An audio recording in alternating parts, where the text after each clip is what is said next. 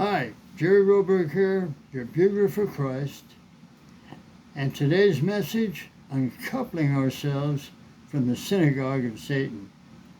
Christians, most of us are unaware of what Joe Biden has signed into law using his executive powers.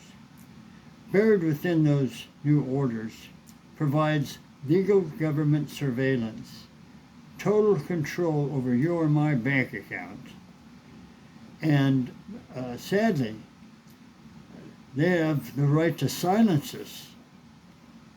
Joe Biden's speech on September 1st, 2022 raised a huge red flag in front of we the people's White House.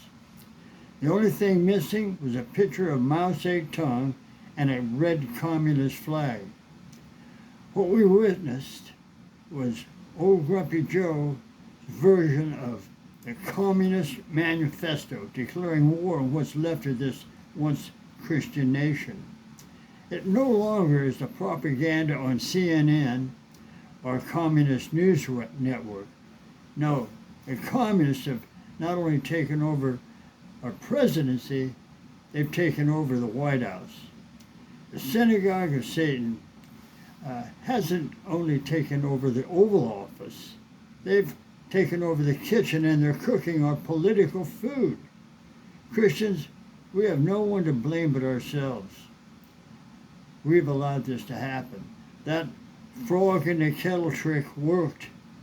Now, this nation is in boiling hot water, waiting to be devoured by the Synagogue of Satan. Jesus warned us about this. He said, I know the blasphemy of them which say they are Jews and are not, and do lie, but are of the synagogue of Satan. You can find that in Revelation 2:9.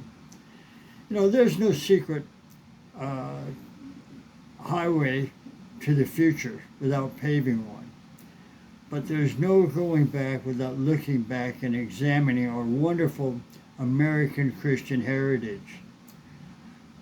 We have no choice but to look to heaven for the answers. That's all the time I have for now, folks. But come back and visit me here or go to my website, www.buglersforchrist. That's Buglers for Christ, where I'll keep you informed about this supernatural entity, the Synagogue of Satan.